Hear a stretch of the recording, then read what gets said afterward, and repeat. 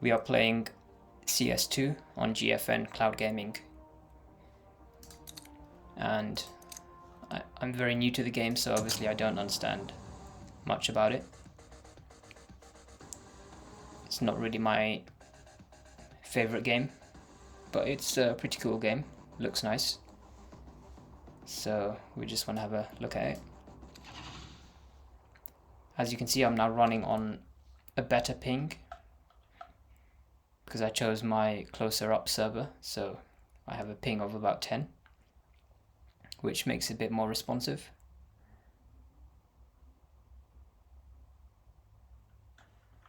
As you can see, I'm on GFN free tier, so you get 1 hour session lengths. Obviously there's no limit to how long you can play within a day, it's just the session length is 1 hour, so each time your session finishes you can still queue up again for another session.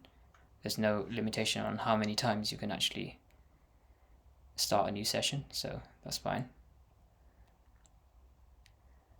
Because I do see a bit of a misconception. Sometimes people think that you're limited to 1 hour per day, which is not true. It's not 1 hour per day, it's just 1 hour per session length. And as you can see, it's still dropping down a bit to the 50s sometimes in intense firefights, but overall it's maintaining around 60, close to 60 on the Dust map, Dust DE. I think this is one of the more classic maps. I don't know much about Counter-Strike, but obviously I have heard of this map a lot. Like, it's one of the more popular maps, I think. And it's a very historical game with a long history going back all the way to the late 90s. I wasn't playing this back then, but then I think Counter-Strike originally did release as a mod for, I think it was Half-Life, and then Valve released Counter-Strike Source in 2004, which was very upgraded graphically. And then from Counter-Strike Source we went to Counter-Strike Global Offensive in 2012, and now we have Counter-Strike 2 in 2023. So it's around 11 years, and then 8 years between Counter-Strike Source and Counter-Strike Global Offensive.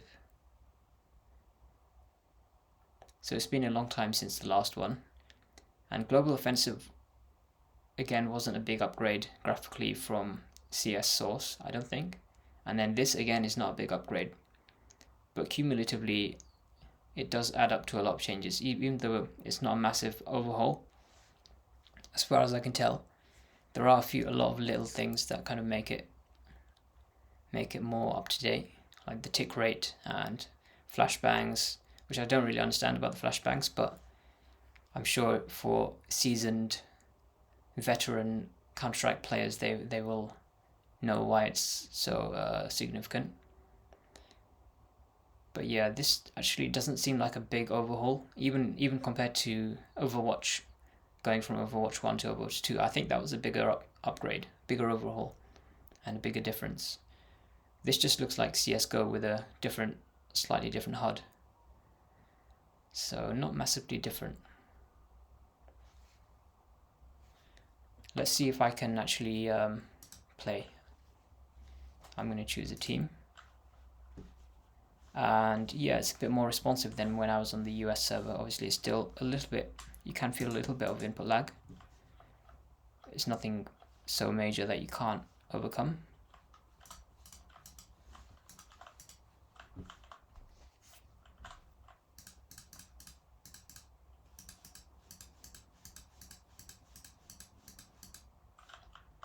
I think you can train your aim to get used to the latency, probably.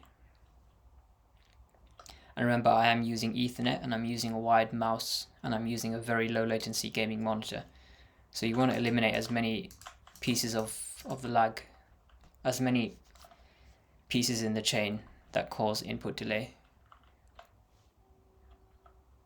But you can't really overcome, obviously, the physical limitation of using the fact that it's going through internet, and then it's only running at 60 FPS if you're on the free or the priority tier.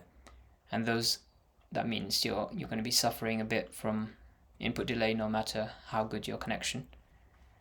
So if you want the very best, you really want to upgrade to GFN Ultimate. And obviously, the closer you live to the server, the better the experience you're going to have. Let's put the sound back on.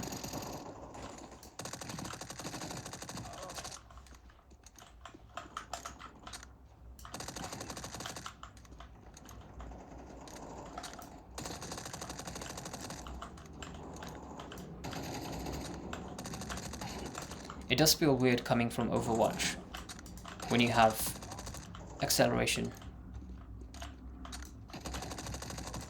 Moving around feels very different. Oh. But yeah, I think it feels good. It feels pretty okay. Even though I'm playing on the internet.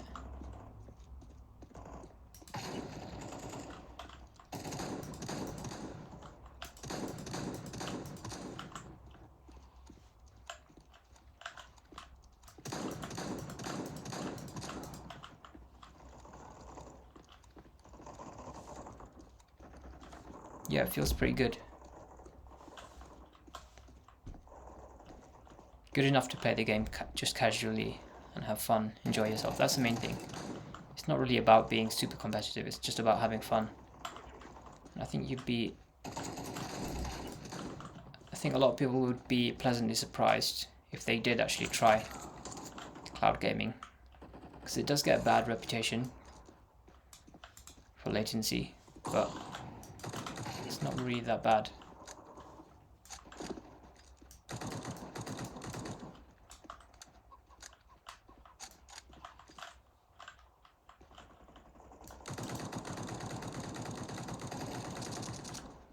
Oh, is he in my team?